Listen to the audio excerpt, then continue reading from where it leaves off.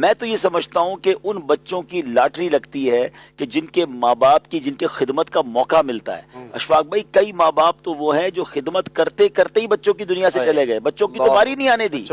جن بچوں کی باری آ گئی ہے نا، وہ سمجھے جنت کا ٹکٹ مل گیا آپ کو، اب آپ اس میں جینا چرائیں۔ یہ اللہ نے اتنا بڑا آپ کو موقع دیا ہے، یعنی آپ سوچے تو صحیح کہ جن کو دیکھنا حج کا ثواب ہے، اگر ان کی ویل چیئر میں چلا رہا ہوں، اچھا اب پیسے خرچ کرتے وقت بھی بعض اوقات لوگ کہہ رہے ہوتے ہیں یار میں اپنے ماں باپ پہ خرچ کر رہا ہوں۔ ارے یہ ہمیں انہوں نے کس وقت پہ خرچ کیا ہے؟ ہم تو بے لباس پیدا ہوئے تھے، باپ کہتا نا یہ پیسے میرے، تو ہم بے لباس رہ جاتے، کھانا کھلایا، کپڑے پہنائے، تعلیم دلوائی، آج یہاں پہنچایا، اور اب باری آئی ہے تو بچہ یہ کہے گا یہ پیسے میرے۔ سب کچھ ہمارے ماں باپ کا ہے اور ان کی خوب خدمت کرنی چاہیے۔ ایک بات، اب 2 دن 4 دن پہلے ایک جگہ بیٹھے تھے، بات ہو رہی تھی، کچھ ماں باپ خوشی میں یا اب بڑھاپا ہو گیا تو بچوں کی محبت میں اپنا سب کچھ زندگی میں بچوں کو بانٹ دیتے ہیں۔ ایسا نہیں کرنا چاہیے۔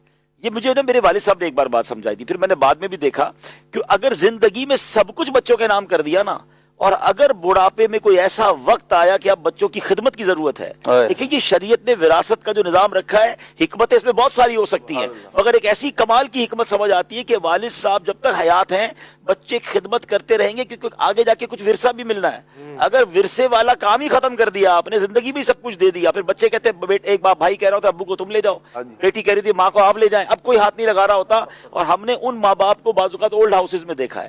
تو ٹھیک ہے آپ اپنے بچوں کو اپنی زندگی میں ضرور نوازیں، مگر کچھ اپنے پاس ضرور رکھیں جو شریعت کے حکم کے مطابق آپ کے دنیا سے جانے کے بعد تقسیم ہو۔ تو اس کے پیچھے ایک حکمت یہ بھی ہے کہ وہ انشاءاللہ گھر جڑا رہے گا آپ سے، آپ کی خدمت بھی ہوگی۔ مگر اس میں یہ وجہ بھی ہوتی ہے نا کہ ہمارے بعد جھگڑے نہ ہوں، بچے آپس میں لڑے نہیں، وہ فلاں کے ایسی لڑائیاں کی، کورٹ کچہریاں ہو گئیں، وہ اسی لیے لڑائیاں ہوئی ہیں کہ آپ کے بچوں نے شریعت پر عمل نہیں کیا، ورنہ شریعت نے تو طریقہ بتایا ہے، جو مال ہے وہ ورثے کے طور پہ شریعت کے حکم کے مطابق تقسیم ہو جائے۔